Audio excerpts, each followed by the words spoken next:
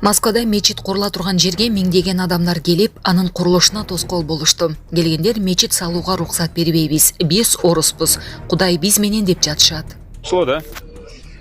Вот здесь собрались русские люди из разных городов, из разных организаций, которые представляют разные приходы. Мы все православные русские люди. Мы здесь собрались для того, чтобы отстоять свои православные места и не дать построить здесь незаконно мечеть и осквернить наши места. Почему мы здесь, Максим? Потому что это наши святыни, это наши святые места. Мы сегодня приходим сюда помолиться и всем об этом заявляем. Да, нужно уважать, да, чужие религии, да, и чтобы они не шли вразрез с чьим-то религиозным убеждением. Да, такие стройки просто нельзя проводить молча, не уведомив местных жителей, не уведомив священства. Поэтому мы здесь стоим вот на своей святой земле.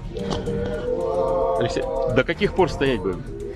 До тех пор, пока нас не услышат, до тех пор будем стоять.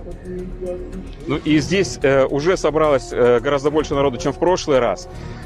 Количество людей будет только прибавляться, и мы здесь будем стоять до тех пор, пока нам не озвучат решение, что здесь никакой мечети не будет. Потому что мы русские.